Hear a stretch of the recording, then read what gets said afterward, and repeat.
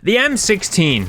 When you think of iconic Call of Duty guns, this one should be at the very tippy top of that list. It began its reign all the way back in 2007 with Call of Duty 4, being one of the most powerful guns in the game when it came to multiplayer. You slap a red dot on that thing and you'd be the most feared person in that lobby. It has since continued its journey throughout the last 16 years of Call of Duty. Admittedly, it's never really reclaimed its throne as the best of the best, but it's certainly still up there. You may also think that it's a Modern Warfare gun only, but you'd be wrong, as it's actually been in every entry in the Black Ops series. So today, I'm going to use it in every single one of those games and try and get to round 50 with it. We're starting off with Black Ops 1. The M16 in this game is somewhat of a cult classic. It very quickly became known as one of the best high round guns for Kino der Toten by just being placed in the most popular training spots of all time. And speaking of Kino der Toten, it just so happens to be the map we're playing today. Early doors, I opted to pick myself up the M14. I mean, you know, they're like basically the same gun, so just roll with it. And this was mainly just to ensure that I didn't put up any donuts. Beginning of round 5, we make our way onto the stage where I get the M16 bought, just in time for dogs. It clears them out, and now we can start this challenge properly. The M16 is pretty strong in this game during the opening 10 rounds or so, and with that, I wasn't too worried about pack punching yet. Instead, I wanted to focus on getting my perks, so that's what I did. At the end of round 6, when I finally had enough cheddar in my pocket, I got Jug bought. The next few rounds, I focused on getting as many points as I could, and the M16 was cruising throughout these early rounds. And as the M16 dominated, my confidence grew larger. For now. Round 9, speed color was added to the loadout, and on round 11, I also got myself double tap, even though it is useless in this game. But as so many of you were pissed that I didn't buy it during the M14 and Olympia video, I decided to pick it up this time around. I went a few more rounds with the M16, but after a round 13 dog round that almost got me killed, I opted to now get the M16 upgraded. With the Skull Crusher in hand, the confidence was flowing, almost a little too much, as when I returned from Pack Punch on round 14, I thought it'd be a great idea to face the zombies head on. Spoilers, it wasn't a good idea, in the slightest. I immediately get myself trapped in front of Jug, and soon after I'm taking it down. Upon reviving, I thought maybe I can escape. I couldn't. And just like that, our first run was over. But I did kind of see the funny side of things. You know, that one's on me, but I'm really not sorry. With Black Ops 1 done, it was time to move on to Black Ops 2. And after the disappointment in that prior run, I'd love to sit here and say this one went so much better. It didn't. The first run, it seems to be going great. We stay in spawn and we get a ton of points. We pick up the M16 and I decide to enlist some extra help.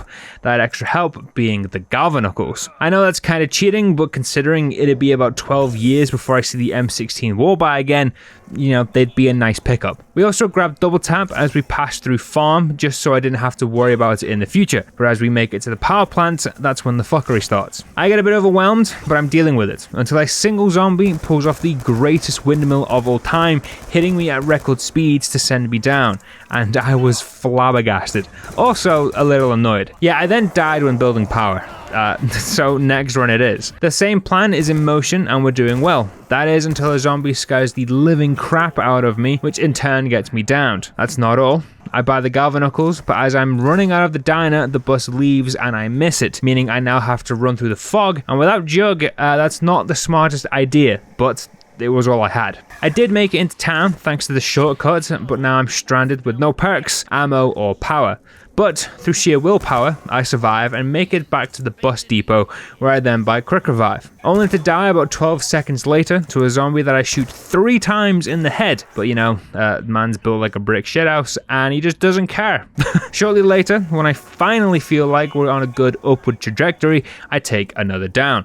I'm at the bank getting the doors open for Pack Punch. 1 second there is literally no zombies, the next there's about 20. And there's yet again no escape and I died. At that point, I had all but given up, so I just let the zombies have their way with me. But I knew I couldn't let around 12 be the best for Black Ops 2, especially due to the fact that I've already hit around 40 with said gun on this map, that is if I'm remembering correctly. So I ran it back. I kept the same game plan in mind because, quite frankly, I'd been needing those Galvanuckles, and things started well with both the M16 and the Galvanuckles being picked up with little to no stress. I also purchased double tap as we move through the farm until I get to the power plant and it all goes to shit once again. Zombies come running at me, so I take them down until one explodes, stunning me, whilst another zombie spawns right below me, trapping me and downing me. And my head was gone at this point, but I carried on. I may have been carrying on, but this was it. Last life, and after this I was done because I was tilted. We get power on, and of course when I make it to town I realise my turbine didn't survive. We go one full rotation around the map, and along the way I pick up some perks. This time my turbine did survive, and we finally get Pack-a-Punch up and running, and on round 10 I get the M16 upgraded for the first time. We make it into the tunnel, where I would proceed to play out the rest of this game. The teen rounds, the M16 clears. Zombies don't stand a chance, and without really trying I get myself into the 20s. The M16 is still going strong at this point too, by the way. In fact, the M16 will absolutely crush zombies all the way until the early 30s. But I died around 22 because I'm just an idiot that doesn't pay attention to his surroundings. Next up, we have Black Ops 3, and I kinda cheated once again, as I played the Call of the Dead custom map, which uses the Black Ops 1 M16. But the only reason I did this is because the M16 in Black Ops 3 is only available in the box, and I wanted to do something other than just booting up a mod menu and giving myself the right gun. Round 4, I get myself the M16, and pretty much straight off the bat, I can tell this was going to be a pain in the ass. Mainly just because of where the M16 Warbyte is placed, but we move. With power turned on, I turned my attention to perks, and the first of which I got bought was Jug on round 8. That was also quickly followed up by the purchase of Double Tap, and this run was starting well. The M16 at this round was also holding its own very well. I mean, probably because of Double Tap 2.0, but it was doing alright. At the end of round 11, I got myself Speed Cola, and our perk set was complete. All I had to do now was Pack Punch, and we'd be groovy. But that's not what happened. You see, in round 12, I take it down. Right at the beginning of the round, I'm starting my train, but one zombie has a different idea and blocks me, leading to me taking that down. I recover my perks easily enough, but on round 15, right before I buy speed, I take down George, and I think I can get speed before my free perk drop runs out, so I leg it. Yes, I know I could have opened the door to the lighthouse, which would have made this much quicker, but then I ruined my training spot, and to be honest, I'd rather keep that intact. I buy the perk, and right as I make it back to the drop, it disappears, and I lose whatever free goodness that was. But knowing my luck, it was probably Deadshot anyway. We also get the M16 Pack-a-Punched on round 15, and I'm feeling pretty good. That is until round 17. After Pack-a-Punching the M16, I also got Fireworks put on it. At the time, I wanted Deadwire, but I just took what I got. On round 17, I realised that Fireworks also hit George, which he obviously gets a little pissy about.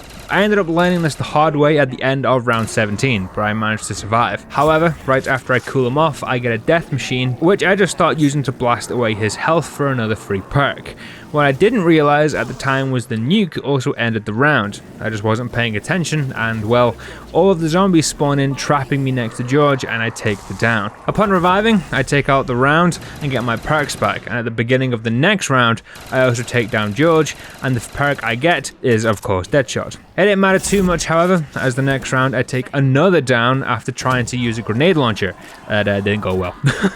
I didn't last too much longer after this. At the end of the round, I go to get my perks, which ends up with me getting stuck in the Jug hallway with zombies coming at me from both directions. I tried my hardest to stay alive, but it wasn't enough, and I take my final down on round 21. Things haven't been going very well so far, huh? Sometimes you just have one of those days, I guess. But nothing gets worse than the next run. Black Ops 4 is up, and the only way to get the M16 here is via the box. And over the course of an hour, I didn't see it once.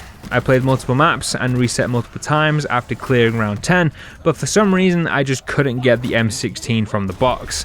It got to a point where I didn't even think the M16 was in the game, even though I know it is. Now sure, I could have kept doing this until I did get the M16, but Stockholm Syndrome isn't a good fit, you know?